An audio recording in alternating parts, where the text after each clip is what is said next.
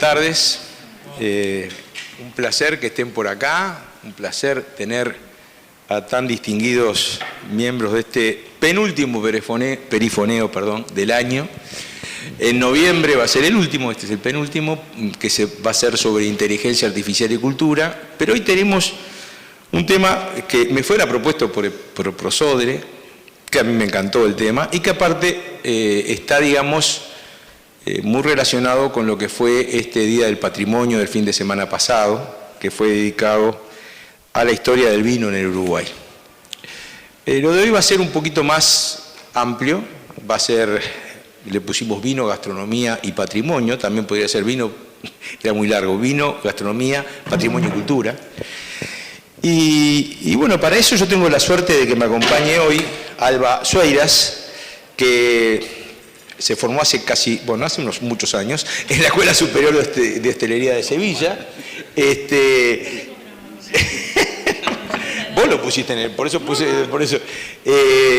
Que estuvo en muchos restaurantes trabajando, especialista en gastronomía, da clase en la Universidad Católica, conduce un sitio en internet que yo tuve el placer de también intervenir, que es Delicatessen.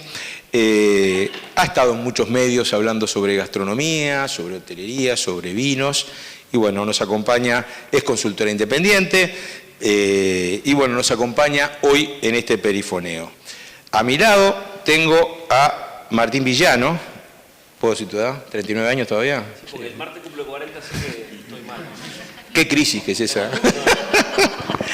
Ni te digo yo que tengo 66, ¿lo ves? No digas mi edad. No, lo tuyo tengo así en números romanos, así que mejor no lo diga. Entonces, Martín es enólogo, encargado de producción en bodega Cerro del Toro, y tiene una línea personal de vinos Villano, de las Violetas Canelones. Participó en 3 vendimias de allá de Galicia, y en 2023 recibió el premio Enólogo Revelación del Año de la Guía de Descorchados, y también el premio Enólogo Joven del Año Reporte Uruguay 2023 del Master of Wine Tim Atkin. Creo que dije todo. Y también trabaja en la prensa escrita desde hace 10 años. ¿Trabajabas? Trabajé 10 años. Sí. Trabajaste 10 años, ya no. Perfecto. ¿Tenés un podcast todavía? Sí. ¿En radio? En Spotify, sí. Y en Spotify, que es Tanat, dedicado a difundir la actualidad del vino uruguayo. Radio Tanat, sí. Radio Tanat, perfecto. Por último, Juan José da Costa tiene varios nombres. Para nosotros es Pepo. Para algunos de sus alumnos en el Gato Dumas es JJ, cosa que me sorprendió saberlo después de muchos años. Pero bueno, Juan José, aparte de ingeniero, es coordinador de la carrera de sommelier en el Instituto Gato Dumas desde 2010. Él me dijo que también dijera que era la persona que más sabía de vinos en el Uruguay, pero quizás eso puede entrar en plano de discusión. Yo, como siempre, empiezo esto en la introducción hablando de una experiencia personal mía. La experiencia personal es mi primer recuerdo que tengo yo con el vino, que tiene que haber sido allá por el año 66, o sea que yo tenía 8 años, y no era que ahí empecé a beber, sino que nosotros, la familia nuestra vivía en Colonia, pero pasábamos largas etapas en Sayago, que era la casa de mis abuelos, la calle Bedia. Mi abuelo, español, se había venido desde allá, desde León, de España, en un barco a los 14 años, por supuesto, sin saber leer ni escribir y sin saber quién lo iba a recibir acá, una historia bastante repetida. Vivió en el campo, después trabajaba en el puerto, fue jefe de estibadores y bueno, ya hizo su familia con mi abuela materna. En esa casa de la calle Bedia era típica varias cosas. Primero, que empezaba todo temprano, a eso de las 9 de la mañana, y empezaba prendiéndose la radio, usualmente se escuchaba Aquí está su disco. Nathan Jung también era alguien que estaba muchas veces en los horóscopos que se daban en esa época. Y mi abuela cocinando, usualmente mi madre y mi tía le ayudaban toda la mañana. Y a eso de las 11 mi abuelo me hacía una seña, a mí, mi hermano era chico en esa época, y nos íbamos caminando por Bedia, cruzábamos Bell, y en la otra cuadra estaba Don Carlos, me acuerdo de su nombre, que era una casa y que era, no sé si es un bodeguero, pero alguien que hacía vino casero en esa cuadra. Entonces todas las mañanas, a las 11 de la mañana, iba con su botella vacía de 1 litro y compraba 1 litro de vino casero. ¿En qué me relaciono yo? En que, bueno, que usualmente en el almuerzo, cuando había Coca-Cola en el almuerzo, mi abuelo me tiraba 4 o 5 gotitas o algún chorrito de vino en algo que horrorizaría a cualquiera en estos momentos en la Coca-Cola. No creo que ese vino fuera demasiado bueno, no tengo un recuerdo tampoco gustativo, pero sí creo que eso marca lo que es para cualquiera el recuerdo de la primera vez que tuvo un acercamiento a esta bebida y el cambio brutal que ha tenido en el Uruguay. Estamos hablando de la década del 60, yo de esa época, porque se dio una discusión en la tertulia de Radio Mundo y uno de los intervinientes decía que ya en esa época no era que hubiera todos vinos malos, estaba el Santa Rosa. Yo me acuerdo que mi abuela compraba el Sauternes para hacer un pollo al vino blanco, que era la comida de todas las Navidades y todos los fines de año. Y también estaba el Riesling, estaba en esa línea de vinos blancos. Pero lo cierto es que también en otro recuerdo, que eso también está junto con Da Costa, una querida familia argentina, muy amigo nuestro, prácticamente familia, los Urraco, era típico que cuando venían en su verano, venían con una familiar, que me dicen ellos, una camioneta, y atrás en el baúl tenían ropa, pero antes que nada cajas de vino. Cajas de vino argentino, porque no soportaban el vino uruguayo, por supuesto, a la década de 70. Y eso evidentemente ha evolucionado y ha cambiado. La primer tema que yo les sacaría a ustedes para que empezaran a hablar es cuál es su primer recuerdo que tienen con el vino. Alba. Hola, bueno, buenas tardes, muchas gracias por la convocatoria, un placer compartir entre algunas caras conocidas y queridas y algunas caras nuevas para mí. Yo vengo de un país en que la cultura del vino, como Martín sabe muy bien, que es visitante asiduo, está muy, muy, muy incorporada. En mi casa, mis padres tomaban vino, no era un vino que además, la botella de Castel Pujol, esa que tiene esa formita como redondita, el vino que tomaban mis padres era un vino que venía en esa misma botella y me trae, cada vez que veo la botella de Castel Pujol me trae unos recuerdos muy lindos. Entonces como que tenemos muy incorporada la cultura del vino, es parte de los usos y costumbres populares, familiares, de amigos. Igualmente yo llego al mundo del vino a partir que empiezo a estudiar hostelería en Sevilla. Ahí, eso fue un camino de ida criminal, porque es un camino de ida carísimo, ¿no? Empiezas a probar las cosas buenas a nivel culinario y también a nivel de vinos. Y recuerdo que mi primera pasantía con 18 añitos, porque yo fui muy joven en un momento de mi vida, fueron en un restaurante que tenía una estrella Michelin que se llama El Cenador de Salvador.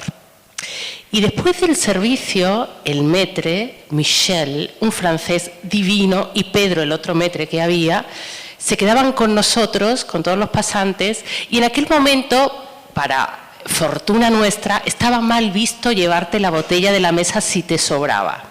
Imaginen dónde iban todos esos fondos de botella. Nos hacían catas, nos enseñaban había un carro de cuando se usaban esos carros de quesos increíbles, y Michel y Pedro eran vinazos. Yo he probado a Lyon del 94, cuando tenía 18 años, el Sauternes, que ole tu tía o tu abuela por hacer ese pollo, hay que hacer. Entonces como que he probado vinazos, como los primeros vinos que probé eran vinos increíbles, ¿no? Cuando a Lyon no era lo que es hoy, Mega Sicilia ya estaba muy bien posicionado, pero bueno, en una cultura y en un momento, estoy hablando del año 98, yo soy de la añada del 77, no tengo ningún problema en decirlo, en un momento que en España las estrellas Michelin empezaban a ser una realidad, pero no era lo que es ahora, que es una locura. No hay quien las cuente, o sea, hoy está como muy incorporado, pero en aquel momento la gran estrella era Francia y Ferran Adrià era que empezaba a despuntar y a ser una persona considerada, ¿no? Y empezaba a hacer cosas muy locas que todos los cocineros miraban, pero era como un rara avis en el ecosistema gastronómico. Y bueno, esa fue como mi primer acercamiento, fue con vinos muy buenos, muy interesantes, y lógicamente me enamoré. Me enamoré del vino y empecé a incorporarlo porque la gente joven de mi época tomábamos tinto de verano, tomábamos la clarita, o sea, con 18 años, con 17, cuando salías, y era muy incorporado ese universo llamado el cubata, ¿no? Que en España está muy que es una cosa que me sorprendió muchísimo cuando llegué a Uruguay, que el whisky se toma antes de comer, que es como, ¿qué les pasa? Claro, para mí es como un digestivo, ¿no? Entonces fue como un shock, pero bueno, mi primera aproximación es gracias a estos metres divinos, gracias a que la cultura no estaba tan incorporado lo de llevarse, yo no dejo un cacho de vino en una mesa ni loca, yo me lo llevo a mi casa sin ningún complejo y lo sigo disfrutando otro día o lo que fuere, pero en aquel momento no, en aquel momento la gente no se llevaba la botella para casa, lo cual nos sirvió de tener unos productos extraordinarios como aprendizaje y bueno, fue un camino de ida. En la gastronomía y en el vino. No se puede desandar ese camino. Creo que estamos de acuerdo.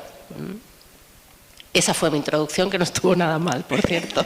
Y me encanta que haya almohaditas para el micrófono, es una novedad que pienso... No, estoy muy impresionada gratamente con Prosodre, aviso. Bueno, buenas tardes a todos, muchas gracias por la invitación. Un gusto estar acá, un honor, la verdad. Bueno, yo no voy a ser muy original porque seguramente la historia se repita de muchos de los que están acá, o por lo menos, no sé, de la cuadra de los vecinos. Mi primer recuerdo con la uva y con el vino es mi abuelo haciendo vino. Es un italiano, ahora tiene 91. Él dice que está bien porque tomó vino toda la vida, como sigue tomando su vino, el que hace él. Y bueno, ese es el recuerdo. No era viticultor, nunca lo fue, tampoco bodeguero, pero bueno, del pueblo donde él vino... Del sur de Potenza, de Marsico-Véter, era un pueblito de montaña, que como muchos inmigrantes, bueno, inmigró por hambre, ¿no? A Sudamérica, y llegó y como, bueno, la definición de la sociedad uruguaya, construyó su familia trabajando, y bueno, añorando también las costumbres que él dejó atrás de su familia, de sus vecinos, plantaba sus verduras y hacía el vino, de uva que le compraba ahí cerca de la zona donde nosotros somos, que es Barros Blancos, ahora se llama Pueblo Capitán Artigas, pero conocido como Barros Blancos, ahí la ruta 8. Bueno, mezcla de Tanat y Moscatel, con 1 kilo de azúcar por cajón, claramente. Y bueno, fermentando en un tanque de dolmenit, revolviéndolo con una caña tacuara y bueno, traseándolo de amajuana. Seguramente esos protocolos de vecinos, de gente de barrio. No sé, pero capaz que había una asociación oculta ahí. Y bueno, después, yo ahora soy enólogo y me dedico a la producción de vino, pero como decía en la introducción, durante 10 años trabajé en prensa, me formé como periodista y trabajé en revistas y sobre todo en diarios. Empecé por uno que ya no existe más, que se llama Últimas Noticias, seguramente se acuerdan. Ahí estaba ahí en la calle Paysandú. Después tuve un breve pasaje por el país, pero mi trayectoria principal fue en El Observador y bueno, el estar en medios, de forma lateral a veces se accede o porque te toca ir a un evento donde hay un bodeguero o vas a una bodega de rebote. Me acuerdo que en el año 2000 fui a los Cerros de San Juan y me digo, esto es Uruguay, era una cosa increíble, estaba Estela de Frutos todavía.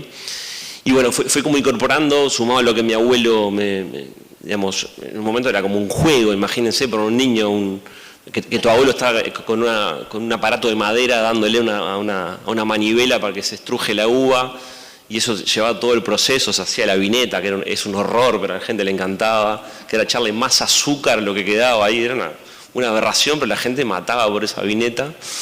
Y bueno, fue primero un juego, una cosa que yo veía a mi abuelo con toda la ilusión del mundo, y la gente como añoraba el vino de mi abuelo, íbamos a las casas de mis tíos, de mis familiares, y trajiste vino. Y bueno, y yo fui mamando todo eso, y bueno, en un momento cambié de profesión, para hacerla corta, empecé a estudiar enología, y bueno, de ahí para acá, ya más del lado profesional, pero la parte emocional, digamos, de primer encuentro con el vino fue mi abuelo Agostino, así que bueno, desde siempre como buen inmigrante, digamos, honró el vino como un producto, como un alimento, como algo más dentro de lo que tenía que incluir la mesa, ¿no? O sea, la pasta, el vino y las verduras que él mismo producía. Da Costa. Bueno, mi caso es un poco particular porque mis dos familias tenían dos corrientes muy distintas. Una sumamente humilde por el lado de mi madre, con mi abuelo alemán, emigrante, casado con una criolla, donde muchos hermanos, y eran muchos, todos hacían vino. Y competían entre ellos. Claro. Y era famoso porque el de Anselmo era claramente el mejor, recuerdo el nombre. Por otro lado, mi abuelo paterno funda la primera farmacia en Colonia, se instalan en Colonia, ellos venían de Salto antes, ya tenían otro poder adquisitivo más fuerte, compraban vinos en Argentina y eran las dos patas de esta corriente, ¿no? Recuerdo perfecto que mi padre siempre me dijo que el mejor vino que tomó acá, el que más le gustaba era el Pinot Viejo, uno que venía con lacrado, con una no tenía etiqueta, tenía un cartoncito colgado y creo que era un muy buen vino. Pero esas dos corrientes, todos de chico, acá lo que más me llama la atención de todos estos cuentos es que los que tuvimos ese arraigo familiar de gente haciendo vino, de nuestros familiares anteriores, porque era común hacerlo, se está perdiendo hoy. Mis hijos no toman vino, por más que tienen 30 y pico de años ellos. Le gustan las cosas más sencillas, creo que la juventud no es muy del vino y no sabemos cómo hacerlo. Todos nosotros, yo de niño, a todos nos echaron nuestro chorro de vino, o en la Coca-Cola, o en la Fanta, o en lo que sea, y cada vez era menos Fanta y más vino, ¿no? Sobre todo para que no molestáramos en la siesta, supongo yo, pero bueno, era la idea. Ahora, claro, mis primeros contactos, yo todavía recuerdo muy bien una góndola de vinos. En Uruguay era los Cerros de San Juan, Santa Rosa y Faro cuando existía, y tenía 1,50 m de ancho, y eso era todo lo que había en un supermercado. Y ahí te manejabas, no había mucho más. Hoy, claro, el tema cambió, el consumo también cambió por distintos motivos, pero siempre lo que más me extraña es eso, ¿no? Creo que hay costumbres que no las voy a juzgar si están bien o están mal.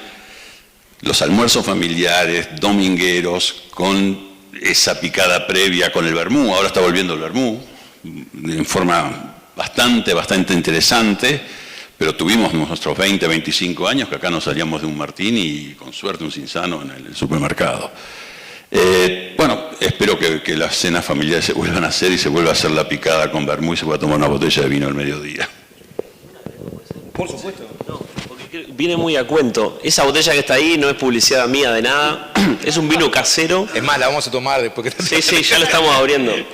Y viene muy a cuento de esto que estamos hablando. Y vos sabés que, por suerte, siento que no se perdió eso de hacer vino. Se perdió digamos, la extensión y lo normal.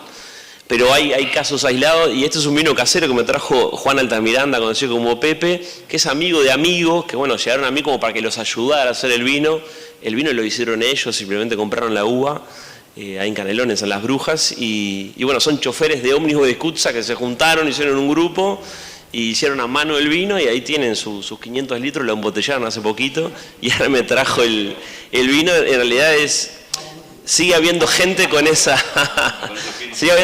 espíritu. Yo también diría que se ha perdido, pero bueno, queda como ahí una luz.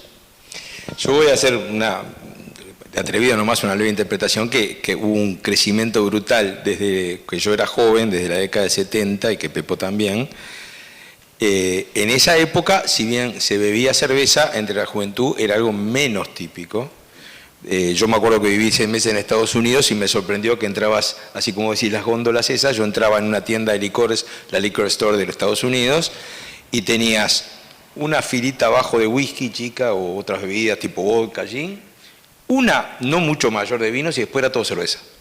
Y ahí me di cuenta que los jóvenes en ese momento tomaban toda cerveza. Yo creo que también por la influencia un poco de todo lo que del cine, de todo eso, creció bastante eso, pero es una teoría totalmente improbable. Yo que sí quería seguir hablando, justamente enganchándolo con lo que fue el Día del Patrimonio, que se recordó a dos figuras, ¿no? A Francisco Vidiela y a Pascual Arriague, como personas que hace 150 años, pioneros de lo que fue el vino uruguayo. Y una última anécdota también de esa época, porque hay alguien acá de esa zona, fue antes de que se llamara Tanat el vino de Arriague, yo recuerdo las botellas de vino Arriague, ¿ya? Y yo recuerdo un turismo que con queridos amigos nuestros como Roberto Dávila y Bettina nos fuimos a quedar a Conchilla, el lugar que por múltiples razones cada vez quiero más, y fue un turismo Roberto tiene casa ahí en Conchillas, que nos pasó de todo. Hubo un apagón de 3 días, nos quedamos sin batería para la televisión y la radio, y lo último que nos quedaba fue que en el almacén de al lado de la casa de Roberto vendían vino Arriague, y compramos una botella. Y estaba picado. Fue lo último, igual lo tomamos, porque era eso, suicidarnos, entonces optamos por tomar. Bueno, quería preguntarle a los intervinientes de este perifoneo sobre patrimonio, sobre cultura, sobre vino y sobre gastronomía, ¿qué les pareció? Bueno, muy contento de haber estado acá, muy agradecido por la invitación. La verdad que se hizo un poco largo, pero pasó rápido porque creo que estuvo muy interesante el aporte de Alba, de Juan José. Así que nada, ojalá pude haber aportado algo. Muy contento de que se difunda el vino y más en este lugar tan emblemático como el Sodre.